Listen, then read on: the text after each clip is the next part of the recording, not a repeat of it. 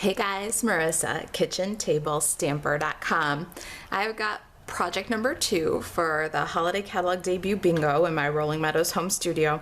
We're doing this tonight, the 6th and the 13th of September, and it's to celebrate the new catalog debut, the Holiday Catalog from Stampin' Up. And what we do is we play a game of bingo and then do a project. Play a game of bingo, do a project. Play a game of bingo, do a project, and then have a grand prize bingo game. The prizes are brand new catalog products, and I'm just really excited about this, but it is a local event. I'm in the Chicago area. If you're interested in Chicago area Stampin' Up! Events, you can check out KitchenTableStamper.com/calendar or email Marisa at KitchenTableStamper.com. So those of you who can't participate local, I'd like to make the videos available for the crafty projects. You can craft along with us, all right? So we're gonna make this adorable new mini curvy keepsake box tonight at bingo. And I wanted to show you, run you through this. It's the simplest project you'll ever see, and oh my gosh, it's cute. All right, so if you haven't heard yet, the curvy keepsake is back in miniature. It's about a 2-inch square now. I love it. Let me show you that bundle.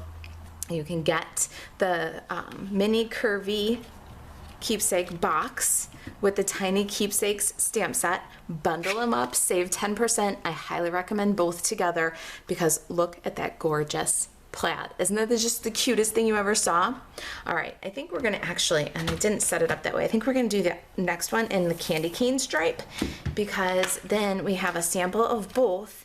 And you know, crafty girls do what they want. So I'm gonna have both stamps available tonight for my stampers to do whichever they like. All right, oh, look at this, I saved these. We're gonna need some Post-it notes for masking.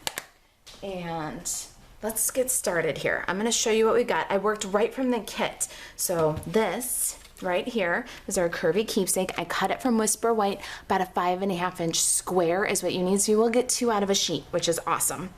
I've also cut these 2 little branches. Do you see there's 2 of them? So you can do 2 at a time, little pine boughs.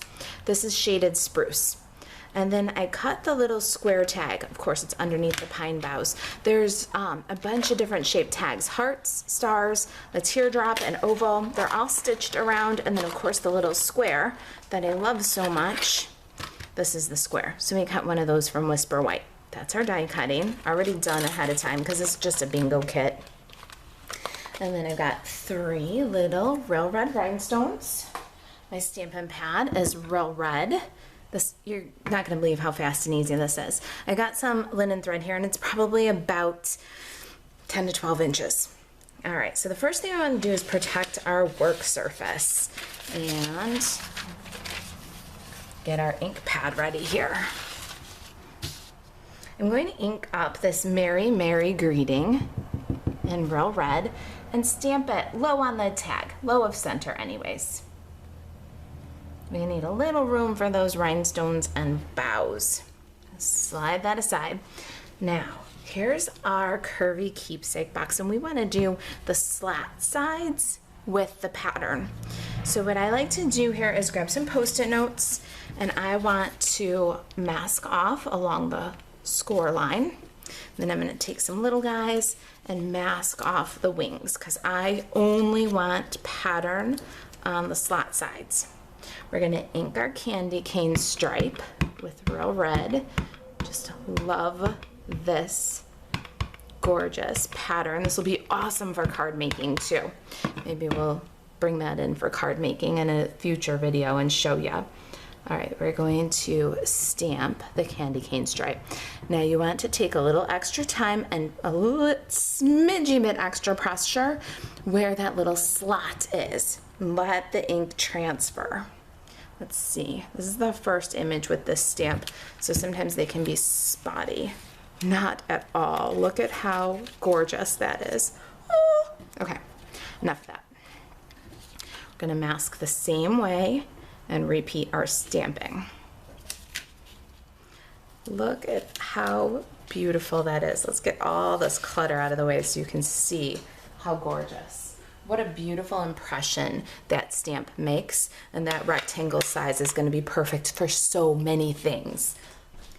Now to finish up this box, you don't use any adhesive, but you will need a bone folder. And I like to fold inside out first. And for some reason, the score lines on this box must be very deep. It's even been humid here, so I'm not sure why my score lines are cracking. But I have a feeling maybe it's the depth of the score from the die. So it's really important. Fold it inside out and then lightly right side in. You don't even have to fold it hard here because it's not a complete fold. So just go gentle here so they don't crack. Then you're going to take your bone folder and gently roll each of the sides. Just a little bit'll do ya. We want to make it curvy. It's a curvy keepsake after all. And go gentle. You don't want to tear the box. Next step for this little curvy keepsake box is to fold the score line of the handles. And you're just going to fold them into kind of a right angle. All right? Now, bring up a handle and bring up a second handle. Then you'll bring a slot side up. Goes right over the handle. Add your treat at this point. I got some Hershey Kisses here. We're going to close our box. That's it. Do you see how simple that is? All right, here's our little gingham, little candy cane stripe. Cute, right? Oh my gosh. I can't get over it. I love it so much. Then we need a little multi-purpose liquid glue and these little sprigs. We're going to add some multi-purpose liquid glue. And we can spread that on the bottom half of the branch because it's gonna, but not too far. It's just going across the little tag there. We're gonna add a second one for some depth and dimension. Just a little bit on the stem. And I just kind of stacked them. Cute, right? All right, let me get my little rhinestones before I lose them. And I got my take your pick tool here.